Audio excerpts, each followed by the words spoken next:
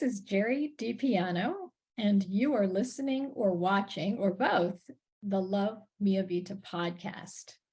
Today, I'm with Alison Bladh, who is British, living in Sweden, and who has tremendous background in nutrition, and she'll share more of that with you. Today, Alison and I are going to be talking about a topic that is near and dear to all of us, and that is our crowning glory, which is our hair. We either have too much of it on the wrong parts of our body or not enough of it in places where it's supposed to grow. But we have some great information that we want to share with you today about how you can keep your beautiful hair healthy all throughout your reproductive life, and especially as we mature into our 40s and 50s and beyond. So with that, let me introduce Alison Bladh, who has been a frequent guest, but for those of you who may not have listened in previously, Alison, perhaps you could share a bit of your background with our listeners and viewers. Oh, thank you so much, Jo. It's lovely to be here again, talking to you about, like you said, a very important subject. So yeah, I'm a registered nutritional therapist, and I am actually an esthetician as well. My short version of my story really is when I was a teenager, I had very bad skin, and that really kind of led me down the path of hormonal interests. I wanted to know what was going on. I had acne, adolescent acne. And that was when I started working as an esthetician. I trained to be an esthetician, specifically working with women that had hormonal issues on their skin, you know, acne, pigmentation, etc. I very soon came to realize that you had to work from the inside as well. And that's when I went back to university and studied to be you study nutritional science to be a nutritional therapist. And ever since then, I've been working in female health, very specifically focusing on perimenopause, menopause, and postmenopausal women, because that is a time when our hormones start to go a bit crazy. They start to decline. In perimenopause, they're all over the place. And, you know, I work with clients all over the world, really helping people to maximize their health and feel great through the next stage in their lives. So the transition is really important. It's, you know, sometimes we misbehave when we're younger and we think that we're going to live forever and our bodies will withstand whatever we do to them. We can smoke, we can drink, we can eat whatever we feel like eating, can exercise when we feel like exercising, or maybe overdo it. And then we reach a point in our lives where we realize that we are not invincible, and our bodies may, you know, may show that those signs, right? So they tell a lot about you, and your hair and your skin do reveal quite a bit about how you live your life or how you may have lived your life. That doesn't mean that you can't begin to make changes, incremental changes. And that's what we want to share with you, our listeners and viewers today. So first of all, as we think about hair and having great hair at any age, we should probably just remind folks as to the composition of our hair. Yeah, I mean, hair is protein. It's a protein called keratin. That's the key protein in hair. And, you know, we just take our hair for granted, don't we? When we come into perimenopause, which is the first stage of menopause, you can start finding that your hair, you lose hair. It becomes finer, it becomes drier. You know, maybe you've had very thick hair and all of a sudden you find that it just isn't the same texture. And I mean, it's protein, really. That's why, you know, I'm sure we'll come on to later, that it's very important that you eat protein in your diet to really keep the hair in a healthy condition, amongst other things. But yeah, it's made of keratin. Yeah, so it's between 65 and 95% protein, which is astounding. And we have some lipids in there, and we have some other water and so forth. But the vast majority of hair is comprised of protein, and we shouldn't underestimate that. And so we need to be thinking about that with diet. And you talk about as we progress through perimenopause, we'll say the transitions that we go through, the perimenopausal transition, and then the menopause, the postmenopausal transition, et cetera. And our hair starts to show signs of that aging because of the decline and the changing levels of two hormones in particular, which is estrogen and progesterone.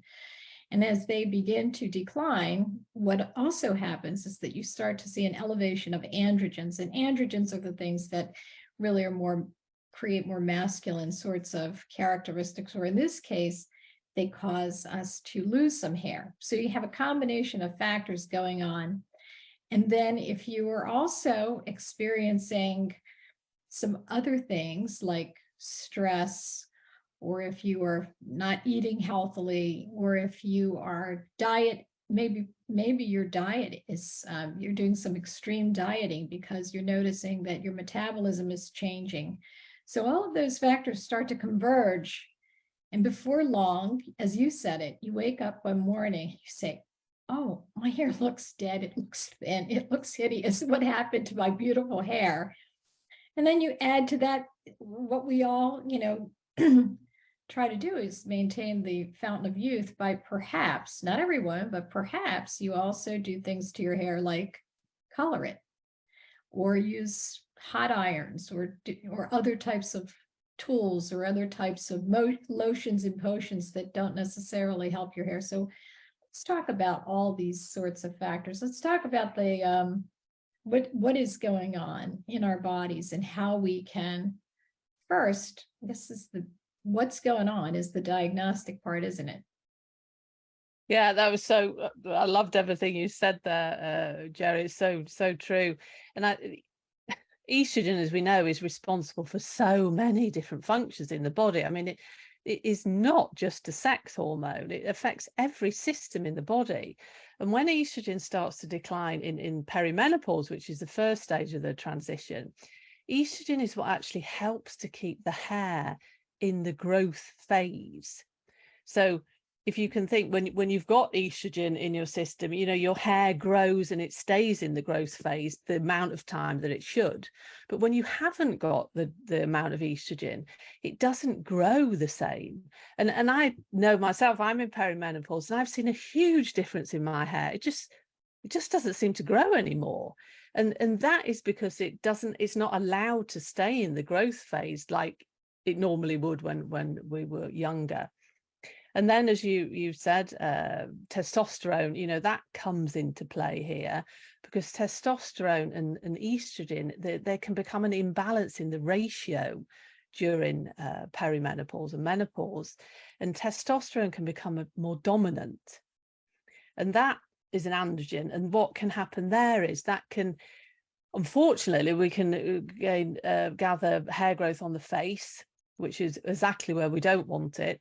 And this can cause us to shed hair on the head. And we can get like baldness, like bald patches, or we can find that our partings become wider. So really, estrogen is needed to keep the hair in good condition, to keep the hair growth. But testosterone, when the ratio becomes unbalanced, testosterone it shortens the hair cycle. And it also makes the hair follicle weaker and thinner. So there's a lot of things going on. And I think what's fascinating with hair, and I mean hair and skin and nails, they really come at the bottom of the list when we're talking about how your body looks after every system and part of the body. So, if, for example, you're deficient in something, or you're very stressed all the time, you're using up a lot of minerals and vitamins, your body will always prioritize everything else. If there's anything left over, it will say, okay, well, we'll give a bit to the hair and the nails. So it's such a sign of maybe a deficiency if your hair's very dry and thin, or you find your nails are breaking, because they're not things that are, on the importance of your bodily systems. They're not like that important, really, even though for us as women, I mean, your hair is your crowning glory, isn't it? And it really affects your confidence at a time when maybe your confidence isn't so fantastic anyway, is it, going through menopause? So there's a lot going on there. It is so true, right? So we start to look at our skin, and we start to look at our eyelashes and our eyebrows, and then we then we look at the upper lip, and just where you don't wet the hair, you end up seeing, you've got this fuzz on the upper lip, and you're like, gosh, I wish I could grow that hair on my head instead of my upper Exactly. lip, right, or on my cheeks. So it does make you feel a little bit more self-conscious when you start to see these things happening. But we always like to talk about solutions and hope, because there are things that we can do. We can put a little bit more emphasis on feeding our bodies and taking care of our bodies, particularly when we know that these changes are taking place. So that when we look in the mirror, we start to see a healthier version of ourselves, maybe not the 20-year-old version of ourselves, but certainly the best 40 or 50 or 60 plus version of ourselves. And that's really the key here. So when we think about causes of hair loss, we've talked about sort of the biochemical changes that are occurring, right? With estrogen and progesterone and testosterone. But then there may be some other things that are going on that are a function of perhaps diet or perhaps illness that are reflected in our hair, and the fact that our hair doesn't quite look the way it did maybe 20 years ago. And so what are some of the factors that we ought to be aware of that would require us to see a doctor, a healthcare practitioner that is qualified to really make that diagnosis? And what sort of tests might we consider? I think one of the main things that comes to the top of the list really is thyroid, and that is something that increases. It normally is what we call hyperthyroidism or Hashimoto's, which it's where your thyroid gland. Hashimoto's is an autoimmune disease. Hyperthyroidism is where your thyroid isn't producing enough of these thyroid hormones, which you need. It's like the engine of your body, and it's needed for hair growth, etc. And we see in menopausal women that the rates of thyroid issues actually increase quite considerably. So, if you are having hair loss, there's no real explanation to it. I would always recommend that you see your healthcare practitioner and ask for, they do tests to check your thyroid hormones, and then you can really see if that is the issue.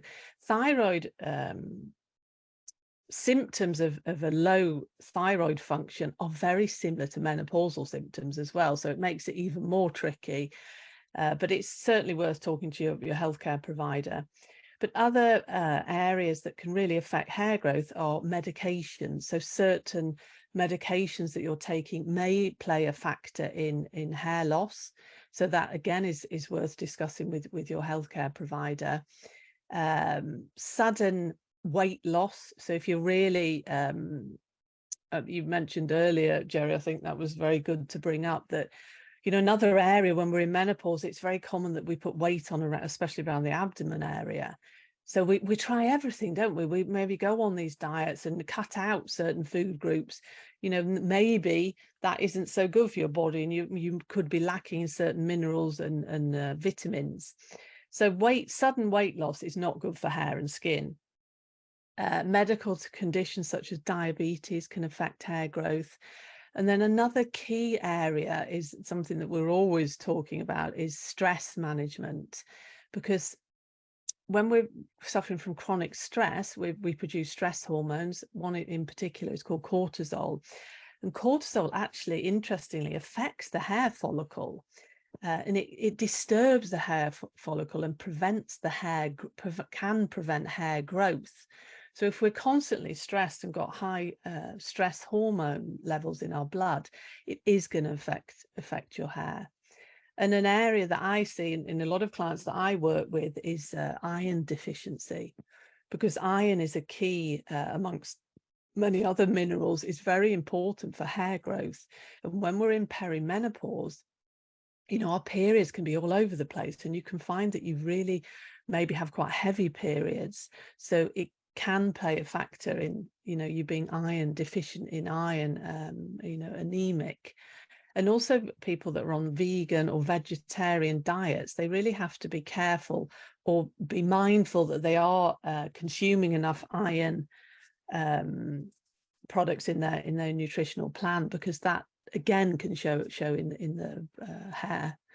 So, and then there is a small, not a lot, but there's a small factor as well, like the family, like genetics.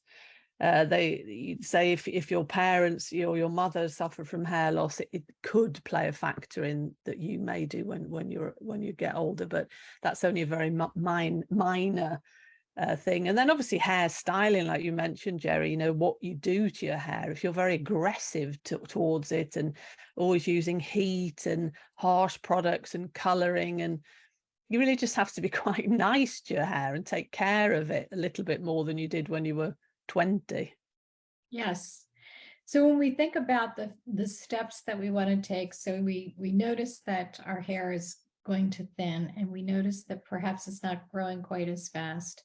And if we see an exacerbation of that, you start to lose, I think the number of hairs that one loses on average each day is between 70 and 100 hairs per day. But if you notice that your hairbrush is getting really full of hair, you're combing your hair, and you notice that you're losing an excessive amount of strands of hair, or if you go to your hairdresser and your hairdresser may comment when he or she is washing your hair that it appears, particularly if someone you see regularly, they may comment that, it seems like you're losing more hair than you may have in the past.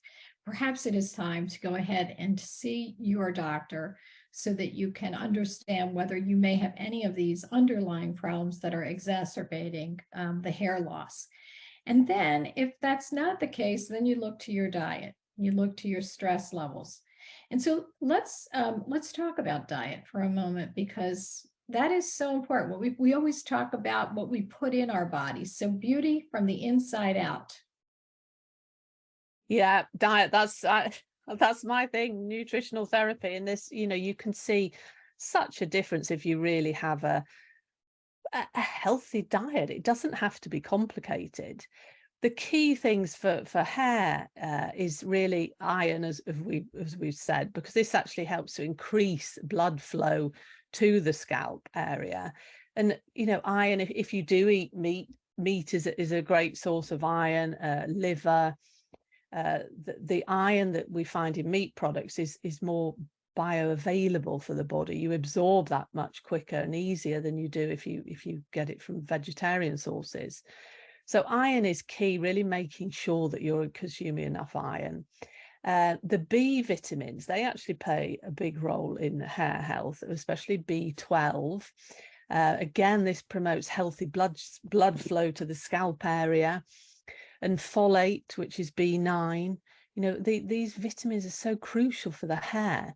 Zinc as well. It's been shown in studies that zinc deficiency actually has an effect on the protein in the hair follicle.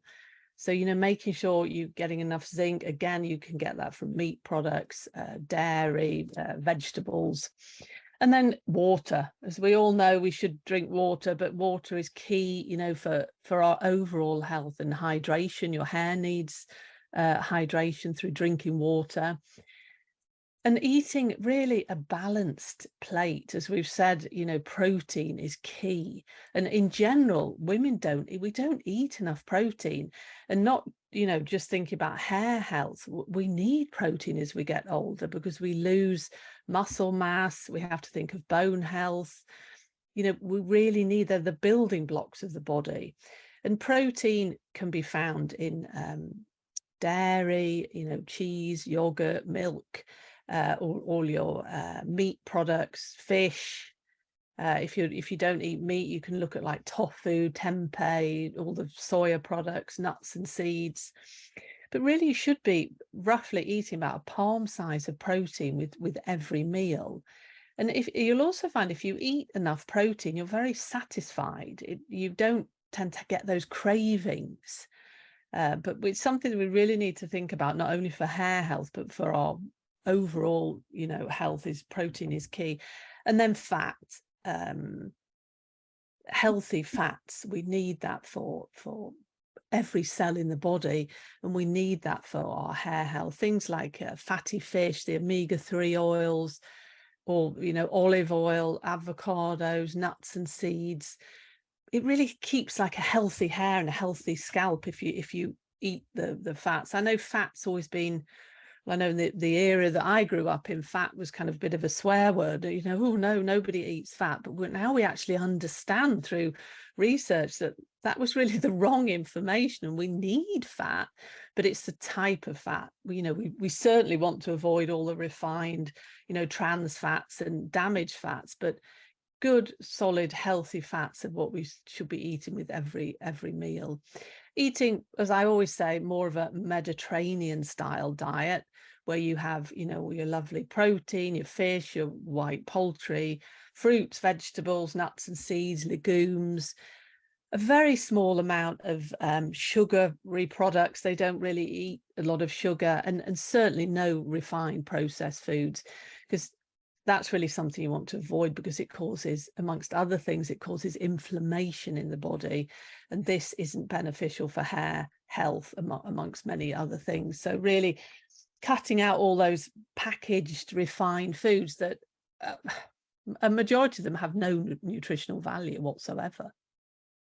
So when we think about what we put in our bodies, one of the things that we do, you joked about the fats, and I remember growing up at a point in time when same thing, fat was bad, but not all fats are bad, and fats help with satiety as well. So if you have some fat in your diet, we think about what is a fat containing healthy food. I'm a huge fan of avocados. I love avocados. I mean, that is just a wonderful product for all your lovely healthy fats. Salmon is wonderful, fatty fish, and then olive oil, or I have flaxseed oil as well that you can just pour over salads. So it's actually quite easy to incorporate fats into your diet, and they're delicious. And as you say, they actually make you feel very satisfied. So all your fatty fish, just bog standard butter, not these refined margarines or anything, just good old-fashioned butter is a great fat. So we, it's no secret that with my surname that I am of Italian extraction, and so we live on olive oil. I mean, olive oil is the cure-all for everything. So we cook our eggs in olive oil. We took all of our baking. If we put something, if it calls for an oil, we use olive oil. But it really does. It changes the way you feel about your food too, because it goes down easily. It is very tasty. You can combine it with pretty much anything. And so olive oil is a main staple for us in my household. And then we look at preparing avocados in a variety of ways. So one of the things that I love about what Alison does, I love many things that she does to counsel her clients, and we're going to give you a way to access her website. She does do this virtually. So even if you happen to live in North America or another part of the world and you're listening to this, you can still reach out to Alison virtually, and she can do a consult with you if you need that support. But one of the things that we love is her recipes, because she does have these fabulous recipes that she's put together. So maybe what is your favorite avocado recipe? I'm a bit, it's nothing complicated, but I absolutely love avocado toast. So you take some sour bread toast, and then you take an avocado, and you peel it obviously, and then you just mash up half the avocado, a little bit of lemon, salt and pepper, and then you spread that over the toast, and then you take some salmon, so some smoked salmon over the top of that, a little bit of pepper, maybe it's delicious if you just put some chopped radishes on the top of that, or watercress. It's such a delicious, I mean, you could have it anytime, but I do love that in the mornings for breakfast. It is absolutely delicious. We have a variation on that where we take an over easy egg, and we put a bit of feta cheese with that, and that on top of the avocado, the mashed avocado on the toast, on the sourdough or the whole grain toast. But it really is. It's delightful, and that is a very healthy way to start your day. So you have 2 recipes here. We'll actually put those in the notes at some point. So we talk about eating some really healthy foods. We talk about hydration. We talk about water in particular because we don't consume enough of it, and we really mean water. We're not talking about soft drinks or coffees or teas or things of that nature. It really has to be water. And it depends on your weight and your activity level. But you heard it. Protein is super important. And I think that I read at some point that if you're an active woman, you need about 30 grams of protein per meal. There is no way that any of us are consuming 30 grams of protein per meal. Now, that seems like a lot. If you are active, that probably is the bare minimum of what you need in your diet. But again, it depends on your activity level and other health factors. So obviously you want to consult with your healthcare practitioner about your personal requirements and needs. And then there is something else that you mentioned, which is stress. And geez, I wish I had an answer for how we can reduce our stress, because we know that it's reached anxiety, depression, stress has reached epidemic proportions. We read about it and we listen to shows and podcasts and documentaries, and how we handle stress is so important. And it does show in our skin and our hair and in other parts of our bodies. Yeah, stress. Virtually every single person I see these days seems to be suffering from chronic stress, and it's so detrimental to health. Not only our hair, which we're obviously talking about today, but it really is detrimental. And that is very interesting, because when I'm working with clients, that's really one of the first things that we focus on, because if you can reduce stress, you see such a change in all everything else, because stress has an effect on every function in the body. And as we were saying with hair growth, cortisol, which is one of the stress hormones, it actually affects the hair follicle, because if you're constantly stressed and you've got cortisol in your blood the whole time, it really has a disruptive effect on the hair. So what can we do? That is the question, isn't it? And I always find when working with clients is that you have to find something that works for you. And the majority of ladies that come to me are normally very tired, very stressed, very overwhelmed. And if I was to say to them, okay, you have to go and do an hour's yoga and I want you to meditate every day, it's just not going to happen. It's just that they wouldn't be able to do it. So we really go through and try and do what I like to say, like a stress audit. You have to make time, even though people will say, oh, I'm too busy. But, your health is a priority. Even if you just put 10 minutes aside a day to do some sort of relaxation for yourself, you have to prioritize it. Things like I'm a big fan of breathing, because that really resets your nervous system, and it's easy. You can do it anywhere. It doesn't cost anything. So deep breathing exercises. Massage is fantastic for stress reduction. Also, things like acupuncture is very relaxing and can really help to relieve stress. Going for a 5-minute walk, phoning a friend, reading a book, just having a cup of tea and staring out the window. It's really what we want to do, is reset and calm the nervous system down, because we're all in this state of like hyper chronic stress, and we want to get our nervous system into the parasympathetic nervous system, which is the rest and digest. Because also, if you're constantly stressed, you don't digest your food like you should.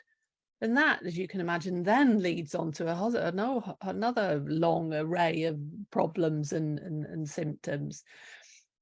It's finding something that works for you, that you can fit into your day. I like I say, deep breathing, just 10 minutes, time out, sit somewhere away from your desk, look out the window, sit outside, listen to the birds. It's difficult though, isn't it, Jerry, to find things that people can fit into their daily life. I think that's what I find difficult with clients. It is so true. Sometimes I would look up and starting my day at the desk in the office, and I would look up and the sun is going down. And I haven't been outside to take a deep breath, walk around, just commune with nature, just don't have the time.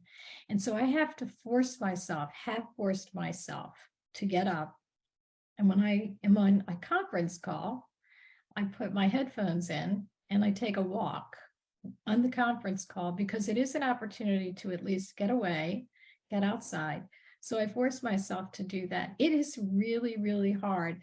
And by the way, we're not going to run a marathon in a day. So what I always tell myself is each day, take a few minutes, 15 minutes if you can, 15 minutes for a walk, 15 minutes to do what you just suggested, which is to just sit somewhere and do nothing.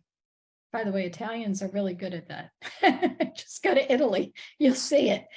And I could say that because I'm Italian, so this is not meant to be a criticism, but I was not trained to do that because I came from a family where people worked all the time. And if you were idle, that was not a good thing. But it really is important for stress reductions. Just find something where you can do nothing. Just sit and do nothing, just be, and then work on it so that each and every day, maybe you increase the amount of time that you allocate for your stress reduction. And stress is a big destroyer of health, relationships. It causes other issues. It causes us to abuse other things that are harmful to our health. So getting that under control is super important. I also find that exercise helps. So again, getting into some sort of a routine. You don't have to run a marathon. You don't have to be spinning incessantly all day long with your spinner bike or your Peloton or go outside and do a 25-mile trek. But if you can take a walk, start by taking a walk. Maybe it's just a half a mile, and you increase it to a mile, then you continue each day and build on that.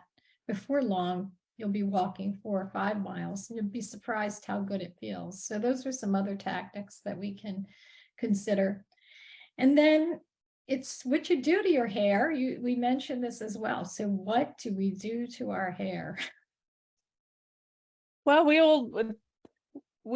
our hair is our glory, isn't it? And we don't, as we age, of course, our hair goes grey. I mean, that happens to everybody, but we don't want that, so we dye our hair. I'm not saying there's absolutely anything wrong with that at all, because I mean, it looks nice, doesn't it?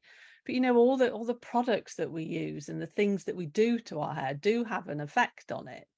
I'm not saying that you should suddenly, become all natural and not colour your hair, but I think, maybe being mindful of the different sorts of products that may be a bit kinder to your hair. I mean, I'm not a hairdresser. I'm sure a hairdresser would be able to discuss that better, with the different options of products that you can colour your hair with. But thinking about the products that you use, using products that are hydrating. There is a bit of research saying, using conditioners and hair masks that contain, vitamin C, vitamin E, biotin, can have an improvement in hair condition, because what we need is moisture and the skin as well. I mean, I always say that when I talk about the skin and menopause, we just need moisture, because everything, unfortunately, it just comes a bit drier when we go into the menopause transition. So using like a hair mask, like you would hopefully apply a mask to your face maybe once, twice a week. You can actually buy some very nice hair masks that you can put on, and it's like you would apply it, leave it for roughly about 20 minutes, 30 minutes, and then just rinse it out. I'm a great fan as well of oils, hair oils, and I don't know what it's like in your part of the world, Jerry, but where I live in Europe, there is a bit of a menopause revolution going on, and all of a sudden the market's been, or maybe I wouldn't say flooded, but there is a lot of menopausal products. But there are some very nice hair oils that they've that's have been produced specifically for menopausal hair, and you apply it in the evening before you go to bed. You leave it in overnight, and then you wash your hair in the morning. And they are some of the ones I've tried. It's actually very beneficial because it just gives your hair that little bit of extra attention that it needs. So I think finding good quality products that really give the hair and the skin that added moisture boost is really important, and not brushing your hair too hard, and using all heated appliances all the time really does damage your hair. So I think it's just being more mindful, isn't it, really, and being nice to your hair. And if you tie your hair up a lot, that can actually have an effect on how losing the hair. If you really tie your hair quite tightly in a ponytail or whatever constantly, that actually has an effect on your hair and can make your hair snap. So I think finding a way of putting your hair up maybe in a slightly kinder way than using like really thick bands that split your hair. I remember my hairdresser saying that to me quite a few years ago, and I really remembered that be careful how you tie your hair up, because it can damage your hair. So it's these are really good points, and it does remind us that if we want to have better hair and we want to have better and healthier hair, that we can see our dermatologist, who might give us some ideas as to what we can do. But you have a hairdresser, and hairdressers receive extensive amounts of training about maturing hair. So consult with your dermatologist, consult with your hairdresser, and ask your hairdresser what might be done in terms of the use of products, or perhaps instead of getting that blowout when you go and have your hair trimmed or colored or what have you, you don't have your hair blown out. You might be surprised how beautiful it looks by drying it naturally. So that natural wave is actually healthier for your hair. You're not straightening it. And then in terms of products that you may use to color your hair, there are some really great products on the market that might be more beneficial. But consult with your hairdresser. If you have a good hairdresser that you've been visiting for many years, he or she can advise you as to how to safely color your hair if that's what you choose to do. But again, you can also see your dermatologist, because let's face it, as we get older, we also start to see the emergence of different types of autoimmune conditions that might be impacting our scalp. For example, we talk about psoriasis being an autoimmune condition. It can be on the scalp, and it can also produce some drying and some hair loss and some itchiness, which can exacerbate where you might be in the transition of perimenopause or menopause. So those are some things that that you might consider. But always consult your doctor, consult a registered nutritionist. And the advice that we are providing, or I should say the information that we are providing, does not replace the medical advice that you might receive from any of those individuals. So we strongly encourage you to use this as a basis upon which to take the next step, and not a recommendation or a therapeutic approach, because that's not the purpose of the Love Mia Vita podcast. It's really to inform, to provide information that you can take back, think about it, and then make the decision in conjunction with your healthcare practitioner. But this has been wonderful, Alison, as always. This is Alison Bladh, who is a registered nutritionist living in Sweden. She's from the UK. She has her lovely accent. She's just love your accent. I hope that our listeners and viewers enjoy it as much as I do. But more importantly, we always love having Alison as our guest, because she really knows so much about what we can do to make changes, positive changes, as we move through the transition, one of the best times of our lives. So with that, Alison, would you please share with our listeners and viewers how they may reach you? Oh, thank you, Jerry. Yes, I think the best way is via my website, which is alisonbladh.com. That's bladh.com, and on there you can find all my social. I'm on most social media, and there's also a resources page that there's lots of free ebook downloads with lots of lovely recipes and ideas of things to do to improve protein intake, etc. So feel free if anyone wants to go there and download. Everything's free on there. So yeah, thank you. It is excellent. I get Alison's, I'm on Alison's email list and I read her blogs, and she has some great information to share with all of us. So Alison, once again, on behalf of Fem Pharma, the sponsor of the Love Mia Vita podcast, it is my pleasure to have you once again as our guest, and I thank you. And you are listening to the Love Mia Vita podcast. This is Jerry DiPiano signing off, and love Mia Vita. Take care.